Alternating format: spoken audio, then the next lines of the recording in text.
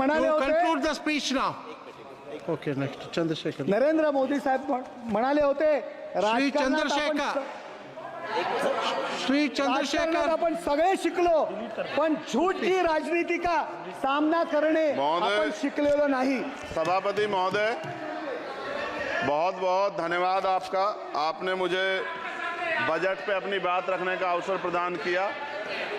मैं अपनी बात को शुरू करते हुए बहुजन समाज में जन्मे सभी संतों, गुरुओं और महान पुरुषों को नमन करता हूं। साथ साथ मैं भारत की महान जनता का भी धन्यवाद करता हूं कि उन्होंने लोकतंत्र की रक्षा इस बार की है। सभापति महोदय, पिछले 10 सालों में सरकार की नीतियों के कारण गरीब और गरीब हुआ और अमीर हुआ है, यानी गरीबों और अमीरों के बीच फासला बढ़ गया है। सारे देश की संपत्ति को चंद अमीरों के हाथ में दे दिया गया है। ये हमारे संविधान की मंशा और समतावादी समाज के लक्ष्य के खिलाफ है। अतः हमारी नीतियां गरीबों के पक्ष में भी होनी चाहिए। जातिगत जनगणना, SC ST OBC यानी कि जो बहुजन समाज के लिए आज जीवन मरण का प्रश्न है, इसके बारे में कोई बात बजट में नहीं की गई है। इसके बाद जनसंख्या के अनुपात में बहुजन समाज को सभी क्षेत्रों में हिस्सेदारी मिलनी चाहिए, तभी बाबा साहब अम्बेडकर का जो सपना है समतामूलक समाज का, वो पूरा होगा। महोदय, एक ऐसा विकसित भारत है जिसमें आज भी सफाई कर्मचारी को पक्की नौकरी नहीं मिल रही है और उसको गटर में उतरने के लिए मजबूर किया जा रहा है। उनके लिए कोई अलग से बजट नहीं है। बजट बन सकता है अगर सरकार चाहे। SC ST को जो सब प्लान मिलता था, SPC का जो पैसा मिलता था, वो बजट से हटा दिया गया है। साथ साथ देश के स्तर पे आशा, आंगनबाड़ी, भोजन माता, ग्राम सेवक, PRD जवान, होमगार्डों के मानदेय में बढ़ोतरी नहीं हुई है। ऐसा कुछ भी नहीं दिख रहा है कि उनके जीवन में खुशहाली आ जाए। इनका मानदेय बढ़ना चाहिए। विधवा, वृद्धा, विकलांग पेंशन प्रत्येक महीने 500 रुपए से बढ़ाकर 5000 रुपए की जानी चाहिए, क्योंकि महंगाई बढ़ रही है। देश में प्रधानमंत्री जन कल्याण योजना के तहत SC ST OBC और मुस्लिम को कितने घर दिए गए, इसका कोई आंकड़ा सरकार के पास नहीं है। देश में इसी तरह SC ST OBC के लिए कितने परिवारों को शौचालय की व्यवस्था कराई गई। आज भी सिद्धार्थनगर जैसे जिले और तमाम जिले जो है, वहां शौचालय की व्यवस्था नहीं है। इस पर ध्यान देना चाहिए। देश भर में SC ST OBC के जो रिक्त पद पड़े हुए हैं, बैकलॉग भरना चाहिए। सरकार ने कुछ नहीं कहा। ये कैसी विश्व की 5वीं अर्थव्यवस्था है जिसमें आज भी SC ST पे अत्याचार हो रहा है, महिलाओं के साथ रेप हत्या हो रही है। NCRB का डाटा पढ़ेंगे तो खून के आंसू रोने पड़ेंगे। युवा बेरोजगार है, सड़कों पे 80 करोड़ लोगों को 5 किलो राशन में जीवन यापन करना पड़ रहा है। जो बजट SC ST को मिलता है, मेरे दाएं तरफ जो साथी बैठे उनको बुरा लगेगा, कर्नाटक में 14,732 करोड़ रुपए इन्होंने दूसरी योजना में लगा दिए और मध्य प्रदेश में आपने 95 करोड़ रुपए जो है दूसरे बजट में लगा दिए। हमारा जो मिलता है उसको तो मत छीनो भाई। MSP की लीगल गारंटी कोई बात नहीं हुई है। किसानों को जो 6,000 रुपए मिलते हैं उसको बढ़ा के 12,000 रुपए करना चाहिए और फसल बीमा जो है उसका सारा प्रीमियम सरकार भरे, किसानों पर बोझ ना लगे। रिजर्वेशन ही प्रमोशन में लागू नहीं किया गया, पुरानी पेंशन को बहाल नहीं किया गया, इस पर चर्चा नहीं हुई। देश में मनरेगा समय न्यूनतम मजदूरी की दर 700 रुपए होनी चाहिए। समान काम समान वेतन पॉलिसी लागू होनी चाहिए। जो रसोई की चिंता करते हुए 500 रुपए प्रति सिलेंडर से ज्यादा के दाम नहीं होने चाहिए, जो महिलाओं को राहत मिल सके। बिजली के दामों में भी कमी होनी चाहिए।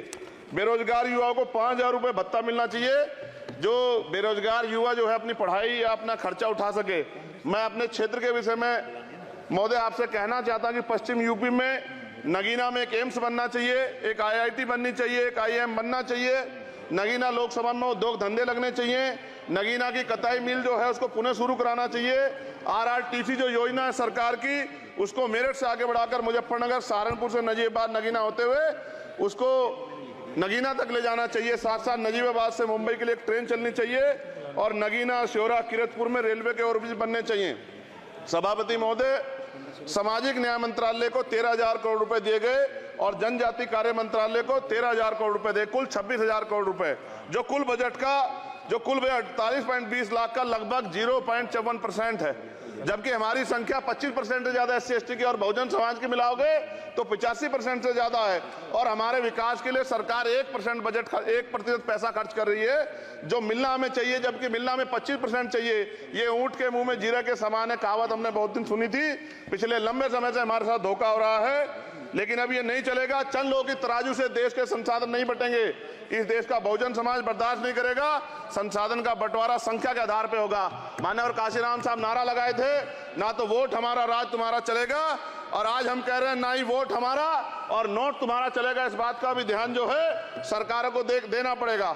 आपके माध्यम से सरकार से मेरी एक मांग है, सरकार इस योजना का लाभ भी अपने आप ले ले, सरह भी ले ले कि 1 लाख रुपए सालाना बहुजन समाज के अत्यंत गरीब परिवारों को दे। 10 लाख करोड़ रुपए खर्च होंगे, लेकिन इस 1 लाख रुपए की योजना से एक झटके से एक परिवार गरीबी की रेखा से ऊपर आएगा और इनके बच्चों को कुपोषण खत्म होगा, अच्छी शिक्षा मिलेगी, महिलाओं को सम्मानजनक जीवन मिलेगा और इससे वास्तव में सबका साथ सबका विकास का नारा सार्थक होगा।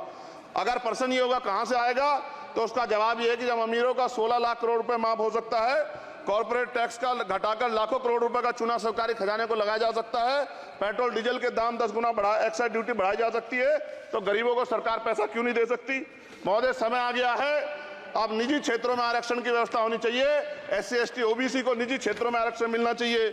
और मेरी आपसे ये भी मांग है, क्योंकि अब समय की मांग है और देश तेजी से आगे बढ़ रहा है, तो मैं कहूंगा कि सरकार का जो सबका साथ सबका विकास का नारा लगभग वो असत्य महसूस होता है, क्योंकि अल्पसंख्यकों में मुसलमानों, जैनों, सिखों, बुद्धिस्टों के लिए कुछ दिख नहीं रहा, उनकी कल्याण कोई योजना नहीं है। मदरसों को जो बजट मिलता था वो कम कर दिया गया है।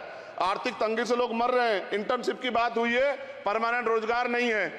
और दिल्ली में क्या हुआ बच्चों के साथ कल, उनकी सुरक्षा की जिम्मेदारी क्या है? वो आए तो बनने थे IAS IPS और बन क्या गए, लाशें बन के गए। यहाँ से कोई ध्यान नहीं दे रहा है, किसी की नजर नहीं है। साथ साथ मैं आपसे ये भी आग्रह करूंगा कि हम ग्रामीण क्षेत्रों से आए लोग देश से बड़ा प्रेम करते हैं और हम ये महसूस करते हैं कि सरकारें हमें सुनेंगी, सरकारें हमारे बारे में सोचेंगी। लेकिन ऐसा महसूस हो जाता है आज़ादी के 75 साल बाद, और जिसको अमृत काल कहा जा रहा है, आज भी SC ST OBC के लोगों पर अत्याचार हो रहा है। अभी 2 दिन पहले गोली से उड़ा दिया गया गाजियाबाद में, और राजस्थान में गर्दन काट दी गई। ये घटनाएं देख के डर लगता है, घर से निकलते हुए भी कि आने घर वापस लौटेंगे नहीं लौटेंगे। तो मेरा सरकार से आग्रह है, अगर आज़ादी के 75 साल बाद भी हमारी हत्या हो रही है, तो हमारी मां को भी दर्द हुआ होगा जब उसने हमें पैदा किया होगा, हमारी बहनों को भी हमारे खोने का दर्द होता होगा।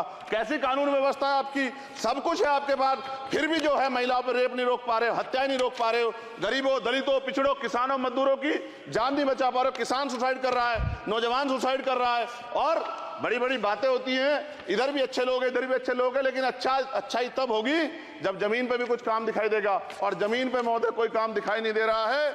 जब कोई योजना की बात आती है तो सरकार हमसे मुंह मोड़ लेती है। आप बताइए, एजुकेशन का बजट कम कर दिया, हेल्थ का बजट कम कर दिया। मैं अपने क्षेत्र में गया तो आप विश्वास कीजिए, डॉक्टर नहीं है, स्कूल में मास्टर नहीं है, और कोई भर्ती ऐसी नहीं जिसका पेपर लीक नहीं होता है। तो देश किस तरफ जा रहा है और इसमें नौजवानों का भविष्य क्या है, इसके बारे में हमें चिंता करनी चाहिए। और अंत में अपनी बात को खत्म करते हुए मेरा आपसे आग्रह और आपके माध्यम सरकार से आग्रह है कि यहाँ बाहर बाबा साहब अम्बेडकर की मूर्ति लगी हुई थी एक, वो करोड़ों लोगों की आस्था से जुड़ा विषय है, और आप विश्वास करो इतना गुस्सा है उसको लेके।